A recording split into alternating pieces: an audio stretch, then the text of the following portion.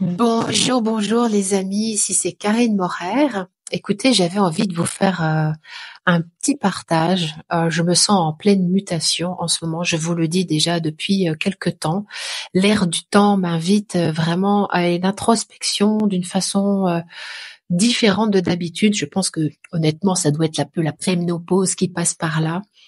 Euh, J'ai moins le goût de faire des vidéos, de m'exposer. J'ai moins le goût d'afficher une féminité exubérante. Je trouve, j'ai cette sensation de rentrer dans une phase plus sage, plus douce, plus posée, plus accessible aussi. Ça doit peut-être se ressentir dans les dernières vidéos, les dernières publications.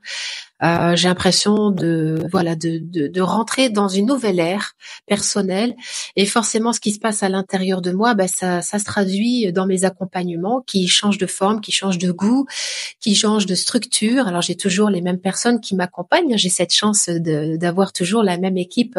On est vraiment très solidaires et toutes complémentaires. Mais j'ai plus envie en fait d'être cataloguée comme Madame Vulve. Voilà, je crois que j'ai fait mon temps. Ça fait maintenant, ça fait 10 ans que j'ai passé beaucoup de temps à œuvrer avec Madame Vulve, et je crois que je suis énormément attirée maintenant par ce consentement qui découle de la vulve, parce qu'effectivement, je suis arrivée dans cet espace de la vulve, c'était en 2015.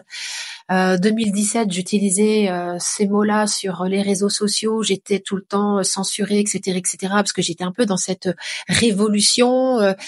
C'est 2018, il y a eu le MeToo, Balance ton porc qui est arrivé. Donc moi, j'ai vraiment senti en 2015 vraiment le vent tourner à l'intérieur de moi, et le fait de mais comment ça se fait finalement que ça soit toujours aussi tabou? Pourquoi il y avait plein de pourquoi.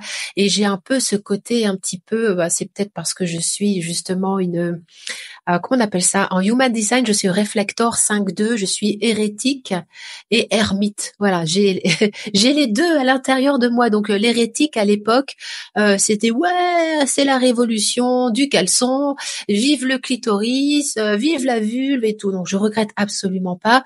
J'y suis un petit peu allée d'une façon un petit peu tous azimuts, avec un esprit un peu révolutionnaire. On va tout transformer, etc., etc. Donc j'ai créé donc c'est ce livre-là, vraiment, ça a été une grande thérapie pour moi, la libération du plaisir féminin, que vous pouvez retrouver. Je mettrai les liens sous la vidéo. Vous pouvez le retrouver sur YouTube. YouTube, non, la vidéo est sur YouTube, mais vous pourrez le retrouver sur sur Amazon, voilà. Et puis vous avez également, j'ai créé l'oracle, c'est pour ça elles et ceux qui ne le connaissent pas encore, l'oracle de la vulve originelle, un magnifique oracle avec 55 cartes, un outil exceptionnel. Donc en fait, je pense que j'ai fait le tour de la vulve. Ça me touche de dire ça. Ça veut pas dire que je n'œuvrerai plus dedans, mais j'ai plus envie d'y aller avec les mêmes énergies, avec le même espace en moi. En œuvrant dans la vulve, eh bien, je me suis rendu compte que il y a énormément de zones de consentement et de non-consentement qui ne sont pas respectées, c'est-à-dire que on y va souvent tous azimuts. Il faut y aller. Voilà, il faut y aller, il faut guérir, il faut se libérer, il faut. Mais en allant dans ce il faut, finalement, quand est-ce que on y est vraiment? Voilà. Ce qui fait que mes accompagnements, depuis déjà 2 ans, je dirais, mes accompagnements ont énormément changé de saveur. Ça ne veut pas dire que je m'occupe plus de l'intimité, bien au contraire, mais j'y vais plus du tout de la même façon. J'y vais plus du tout de la même façon, et ça opère autant. Il se passe des miracles dans les accompagnements que je propose, et c'est pour ça que je continue. C'est que finalement tous les miracles que j'actualise chez moi, je peux les retrouver chez mes accompagnés, qu'ils soient hommes ou femmes. Et donc du coup, vous allez voir dans ma communication, eh bien, je vais changer de logo. Le site va changer également, et je vais souvent utiliser l'image de l'abeille et de la ruche. Voilà. Voilà, je n'aurai plus ce logo que vous avez vu un petit peu partout, tout le temps. Voilà, ces deux serpents avec cette vulve, cette femme à l'intérieur. J'ai voulu vraiment, c'était très féminin. Voilà, j'étais vraiment axée sur le féminin. Je crois que j'avais besoin d'un symbole qui soit beaucoup plus neutre. Et l'abeille, pour moi, elle est extrêmement neutre parce elle communique la vie, elle féconde. Donc, on retrouve grâce à la fécondation, en fait, des plantes, des fleurs au printemps, on retrouve cette énergie sexuelle. On retrouve l'abondance avec le miel. Et puis, on retrouve aussi bien l'espace de la mort avec le fait que quand elle pique, elle meurt. Hein, vraiment, il y a et donc la notion de deuil. Donc, je retrouve en fait mes trois espaces de prédilection, les trois tabous dans lesquels j'ai un peu navigué comme un poisson dans l'eau, mes zones de génie, sont concentrées dans la ruche avec le symbole de l'abeille. Et c'est très intéressant parce que quand je remonte dans ma vie, je crois que l'abeille a toujours été présente, elle a toujours été là, sauf que depuis ces dernières années, elle s'était un peu éloignée, mais pas tant que ça parce que j'ai un essaim d'abeilles dans le pignon de ma maison. Et puis bon, forcément j'ai un jardin dehors, là vous voyez pas, mais j'ai un jardin et quand le printemps arrive, forcément j'ai plein de pâquerettes, donc elles sont partout par terre. Je fais toujours très attention à pas marcher sur une abeille. Voilà, j'ai une expérience de vie très particulière avec les abeilles. Je prends des produits faits à base de d'abeilles.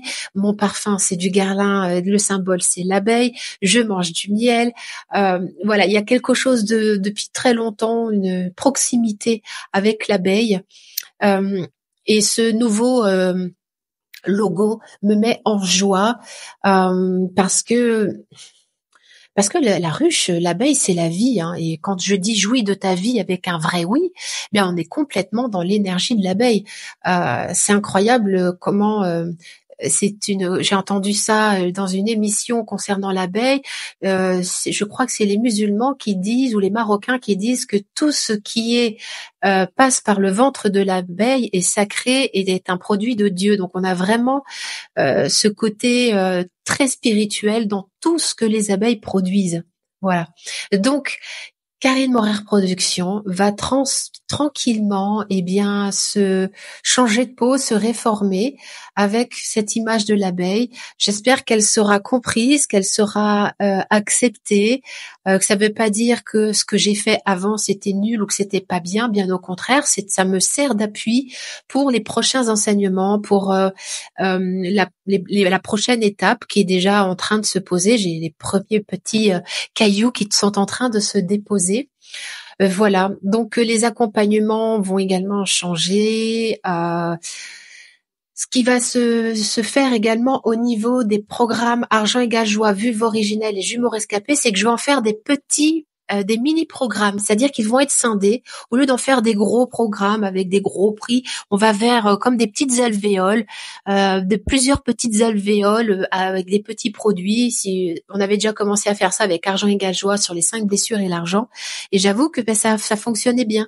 Les petits prix amènent à pouvoir apprivoiser la conscience sans que l'argent soit forcément une barrière. D'accord. Et puis forcément, je vais créer un autre programme. Je vais tourner également pour pouvoir compenser la vulve amoureuse. Je vais tourner également le pénis amoureux. Voilà, donc il sera dans ce nouveau programme d'accompagnement, c'est-à-dire que ce que j'ai fait pour les vulves, j'aimerais pouvoir le proposer pour les hommes. J'ai actuellement plusieurs hommes dans mon accompagnement et j'avoue, quelquefois, j'aimerais qu'ils aient un petit support de formation, de programme d'accompagnement en ligne pour pouvoir les soutenir entre deux sessions. Alors, la façon dont j'ai de processer pour le moment, c'est que je leur dis, voilà, tu vas t'inscrire à vulve amoureuse et partout où je dis vulve, tu transformes en pénis. Mais on peut pas faire ça partout. En fait, le pénis a vraiment son histoire propre et la vulve a vraiment son histoire propre. Donc l'idée, c'est vrai que j'aimerais quand même tourner d'ici le printemps, voilà, quelques processus de résilience pour le pénis, pour que lui aussi il ait son lot d'amour, de miel amoureux, voilà, et qu'on puisse hommes et femmes, œuvrer ensemble dans dans ma nouvelle ruche,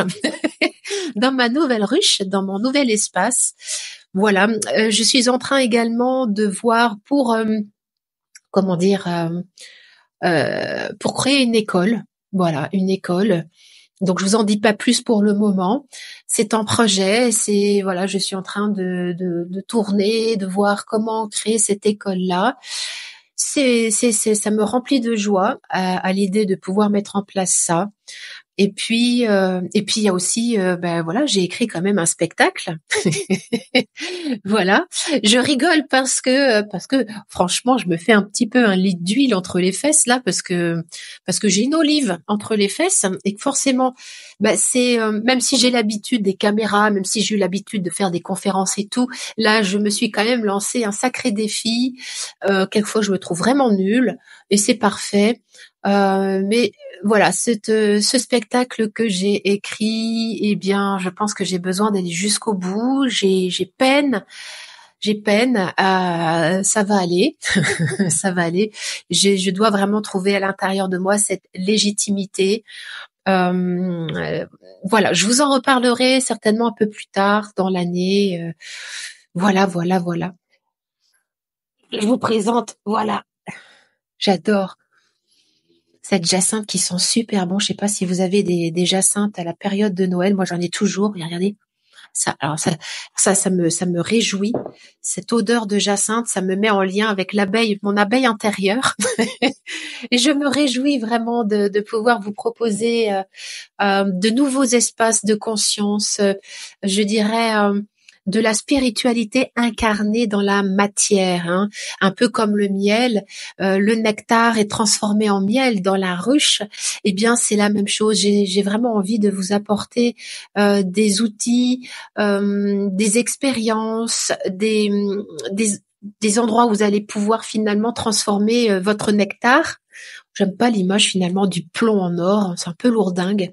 Voilà, toute la mémoire qu'il y a derrière le plomb et l'or, d'accord. Par contre, le nectar, c'est-à-dire que nous avons plein de nectar. L'histoire de notre lignée, c'est du nectar finalement. Si on voyait l'histoire de notre lignée comme du nectar, le transformer ce nectar de vie, l'essence de nos ancêtres, hein, à travers le nectar des fleurs finalement, tout ça, le rassembler à l'intérieur de la ruche de notre corps et le transformer en miel amoureux, c'est-à-dire en quelque chose de disponible, de nutritif pour tous nos espaces intérieurs, que ce soit corporel, énergétique, spirituel, émotionnel, enfin tous les plans en fait. Voilà. Je vous souhaite une très belle journée. Merci de m'avoir écouté. C'était un peu du one shot, one live là. Je vous invite à respirer la vie avec un grand oui, à trouver des moments précieux chaque journée de votre vie, à vous endormir, en vous disant vraiment qu'est-ce que je suis bénie de la vie, parce que ça change vraiment la qualité du sommeil et donc la façon dont tu vas te réveiller le lendemain matin. Allez, on se retrouve tout bientôt pour d'autres contenus. Ciao, ciao. C'était Karine Morer pour, Karine Morer Productions. À tout bientôt.